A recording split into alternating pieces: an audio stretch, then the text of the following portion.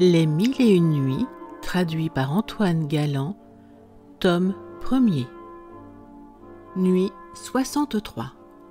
Ma chère sœur, s'écria Dinarzade sur la fin de la nuit, si vous ne dormez pas, dites-nous, je vous en conjure, l'histoire de Zobéide, car cette dame la raconta sans doute au calife. Elle n'y manqua pas, répondit Scheherazade. Dès que le prince l'eut rassurée par le discours qu'il venait de faire, elle lui donna de cette sorte la satisfaction qu'il lui demandait. Histoire de Zobéide. Commandeur des croyants, dit-elle, l'histoire que j'ai à raconter à votre majesté est une des plus surprenantes dont on n'ait jamais ouï parler. Les 2 chiennes noires et moi sommes 3 sœurs nées d'une même mère et d'un même père, et je vous dirai par quel accident étrange elles ont été changées en chiennes. Les 2 dames qui demeurent avec moi et qui sont ici présentes sont aussi mes sœurs de même père, mais d'une autre mère. Celle qui a le sein couvert de cicatrices se nomme Amine, l'autre s'appelle Safi, et moi Zobéide. Après la mort de notre père, le bien qu'il nous avait laissé fut partagé entre nous également, et lorsque ces 2 dernières sœurs eurent touché leur portion, elles se séparèrent et allèrent demeurer en particulier avec leur mère. Mes 2 autres sœurs et moi restâmes avec la nôtre qui vivait encore, et qui depuis en mourant nous laissa à chacune 1000 sequins. Lorsque nous eûmes touché ce qui nous appartenait, mes 2 aînées, car je suis la cadette, se marièrent, suivirent leurs maris et me laissèrent seule. Peu de temps après leur mariage, le mari de la première vendit tout ce qu'il avait de biens et de meubles, et avec l'argent qu'il en put faire et celui de ma sœur, ils passèrent tous 2 en Afrique. Là, le mari dépensa en bonne chère et en débauche tout son bien et celui que ma sœur lui avait apporté.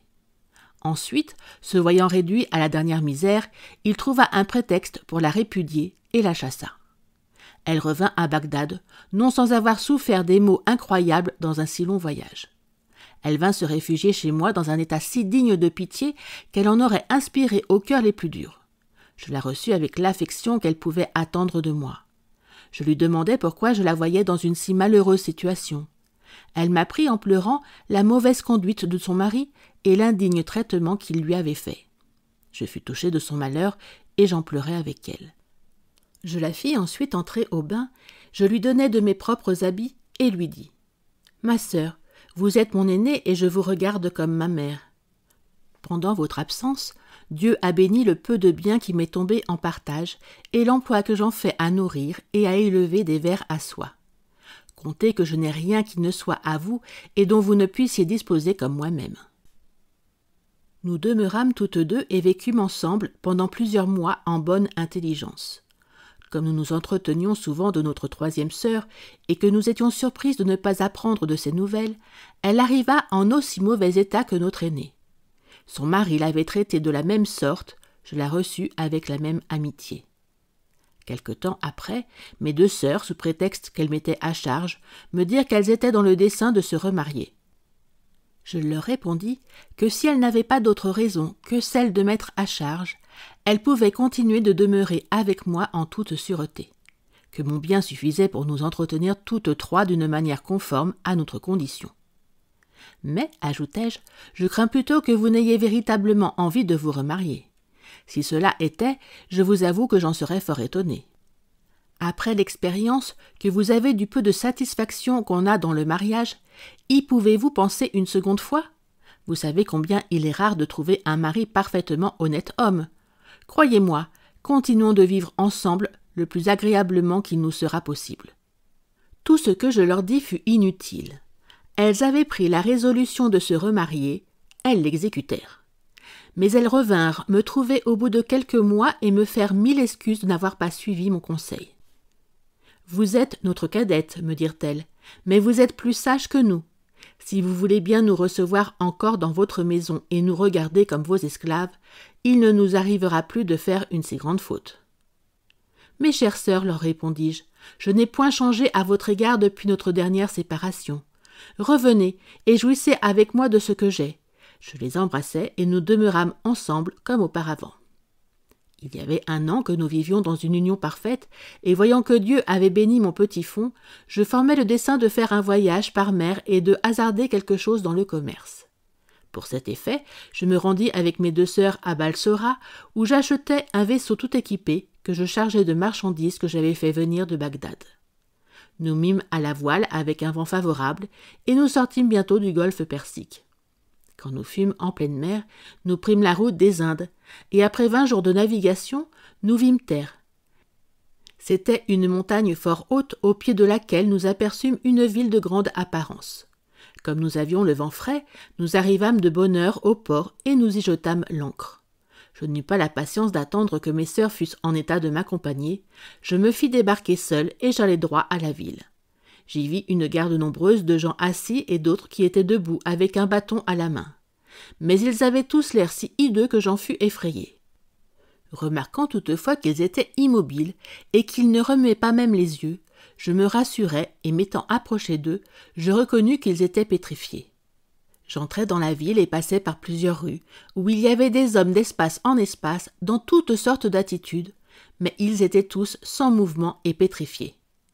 Au quartier des marchands, je trouvai la plupart des boutiques fermées, et j'aperçus dans celles qui étaient ouvertes des personnes aussi pétrifiées. Je jetai la vue sur les cheminées, et n'en voyant pas sortir la fumée, cela me fit juger que tout ce qui était dans les maisons, de même que ce qui était dehors, était changé en pierre. Étant arrivé dans une vaste place au milieu de la ville, je découvris une grande porte couverte de plaques d'or et dont les 2 battants étaient ouverts. Une portière d'étoffe de soie paraissait devant, et l'on voyait une lampe suspendue au-dessus de la porte. Après avoir considéré le bâtiment, je ne doutais pas que ce ne fût le palais du prince qui régnait en ce pays-là. Mais fort étonné de n'avoir rencontré aucun être vivant, j'allai jusque-là dans l'espérance d'en trouver quelqu'un. Je levai la portière, et ce qui augmenta ma surprise, je ne vis sous le vestibule que quelques portiers ou gardes pétrifiés, les uns debout et les autres assis ou à demi couchés. Je traversai une grande cour où il y avait beaucoup de monde. Les uns semblaient aller et les autres venir, et néanmoins, ils ne bougeaient de leur place parce qu'ils étaient pétrifiés comme ceux que j'avais déjà vus. Je passai dans une seconde cour et de celle-là dans une troisième, mais ce n'était partout qu'une solitude, et il y régnait un silence affreux. M'étant avancé dans une 4e cour, j'y vis en face un très beau bâtiment dont les fenêtres étaient fermées d'un treillis d'or massif. Je jugeai que c'était l'appartement de la reine. J'y entrai. Il y avait dans une salle plusieurs eunuques noirs pétrifiés. Je passai ensuite dans une chambre très richement meublée, où j'aperçus une dame aussi changée en pierre. Je connus que c'était la reine à une couronne d'or qu'elle avait sur la tête et à un collier de perles très rondes, plus grosses que des noisettes. Je les examinai de près. Il me parut qu'on ne pouvait rien voir de plus beau. J'admirai quelque temps les richesses et la magnificence de cette chambre, et surtout le tapis de pied, les coussins et le sofa, garnis d'une étoffe des Indes à fond d'or, avec des figures d'hommes et d'animaux en argent d'un travail admirable. Scheherazade aurait continué de parler, mais la clarté du jour vint mettre fin à sa narration. Le sultan fut charmé de ce récit. Il faut, dit-il en se levant, que je sache à quoi aboutira cette pétrification d'hommes étonnante. Merci d'avoir regardé cette vidéo. Afin de me soutenir, n'oubliez pas de liker la vidéo en cliquant sur le pouce et abonnez-vous à la chaîne, c'est gratuit.